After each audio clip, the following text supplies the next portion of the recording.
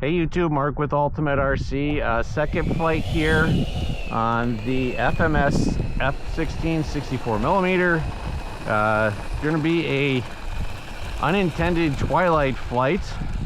It's not twilight yet, but our cloud cover is going to make it seem like that, although sundown is about maybe 40 minutes away at like 4:40 or some silly thing like that. Love this time of year.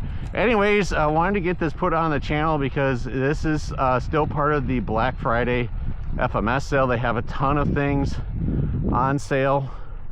If you use my links, I am affiliated with FMS. They never sent me any planes. I never received planes from anybody. But if you use my links, it does help support the channel and the little bit of commissions that we get from that.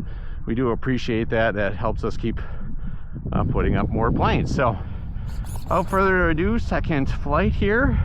Hope part-timer is here today. Let's hope maybe we get these nav lights to show up nice. We'll see. All right, so I'm in my high rates. Here we go.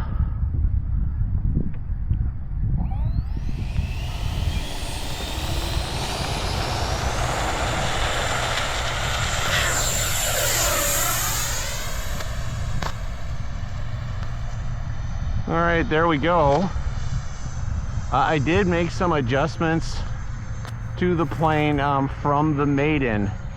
I was just running the stock AS3X gains out of the box, and I've since made adjustments to that. I believe I used the aviators from his website and his review of this plane. Really flies a lot better. It didn't fly bad then, but it was a little twitchy. It does fly, I think, much better now, especially takeoffs and landings. It wasn't bad to begin with, but now even better. All right, let's put this up. We got a little bit of a roll yet. Bring it down. Woo!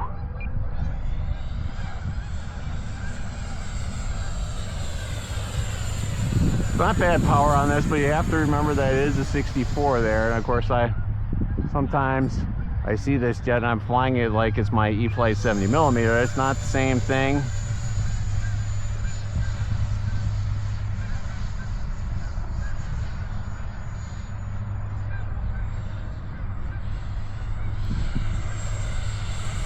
In my high rates,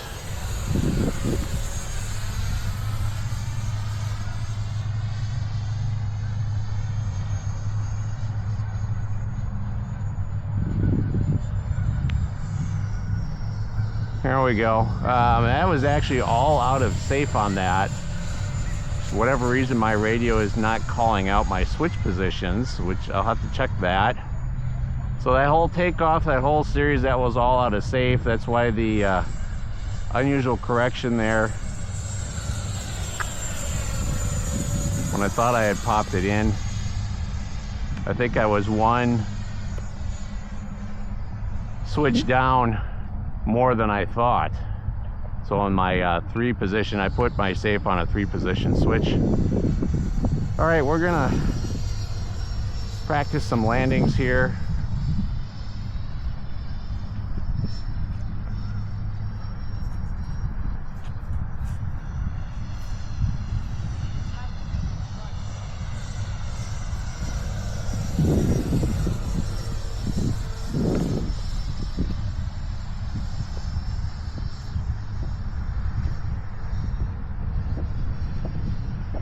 Let's see if we can come in.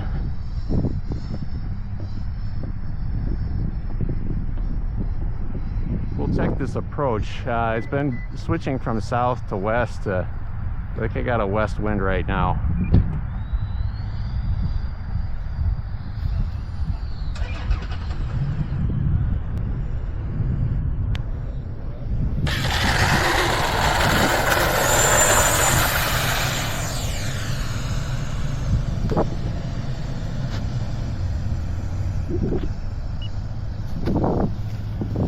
All right, actually just went back to south, so hopefully the next one will be a little bit less adventurous. Just had a car leaving. We're gonna bring this one to a stop. 2200 RC batteries pack in it, 35C I believe.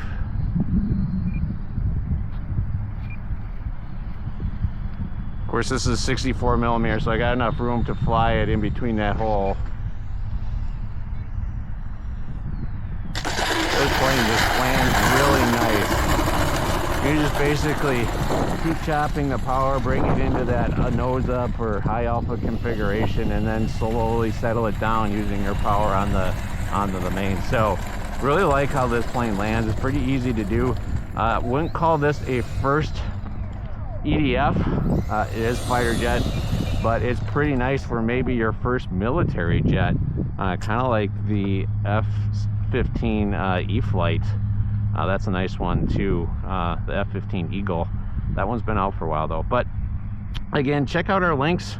The Black Friday sale going on at FMS. Pretty nice sale they have. A lot of discounts that I've not seen, including this plane before. Never been on sale. $20 off.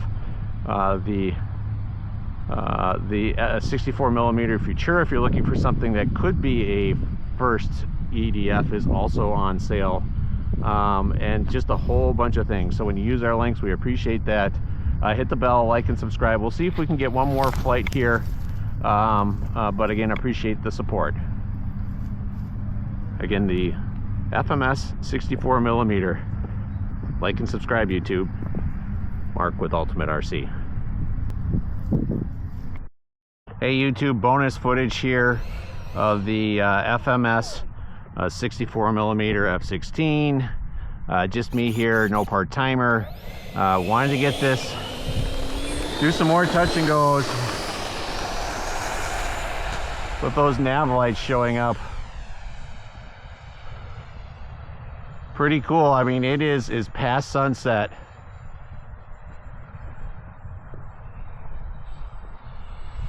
And obviously no way you would be able to fly this jet without those lights. Maybe if you had the Thunderbird, but even that is going to be difficult to see in these conditions here. So just kind of wanted to highlight that. Certainly nice to have that ability this time of year.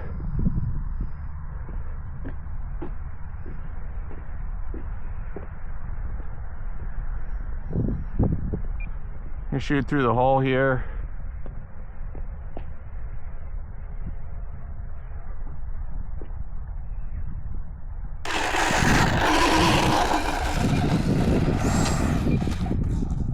Whoa, and I thought I hit my thrust reversed. I didn't. Let's go check it out.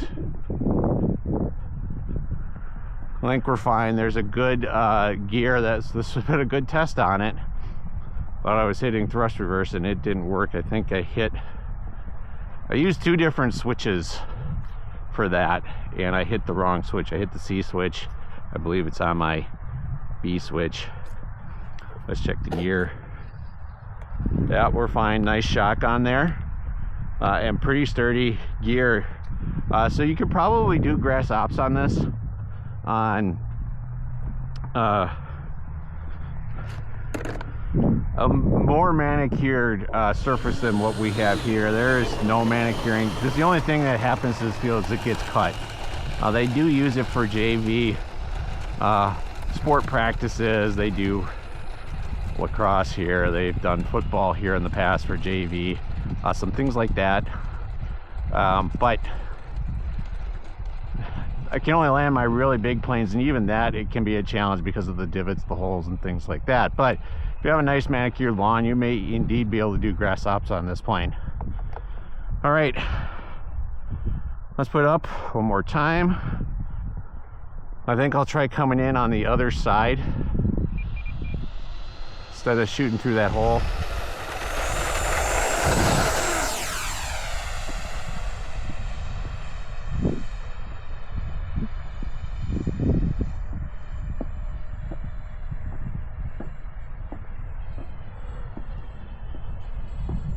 And again, part of the FMS sale. Check that out. Lots of stuff. Use our links. Help support the channel. Help support part-timer's hazardous duty pay. I have to do that now in order to get her to film after the F14 or F14, the F4 incident. If you've not seen that video, it's too high. Let's go around. I might have been able to save that, but why push it? Especially when I got 2 minutes on the timer. Well, yeah, so a little bit of kidding there as far as part-timer and hazardous duty pay, although she should probably get some. If you don't know what I mean, check out the Facebook Find F4 video. We'll have another video of that shortly on the channel. But that didn't go so well, especially for part-timer. You'll have to check that out. I'll put a link to that.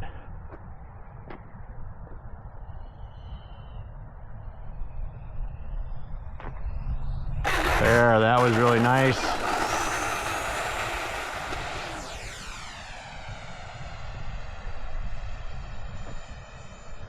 Amazing when you do a good approach under control, how nice of a landing you can get, and a lot of it in your landings, that's part of it. It's yes, the flare at the point of landing is important, but so is your speed coming in, so is the angle, the descent rate, all that stuff.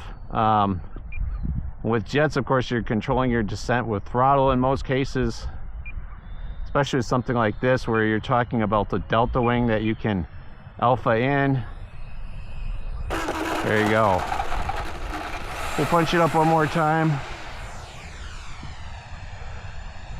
I don't know if you'll be able to, how much you're going to be able to see. You might be able to just see the lights at this point, but again, the fact that I'm flying it right now, pretty cool. But I think we're going to bring this to a stop. It is getting pretty dark.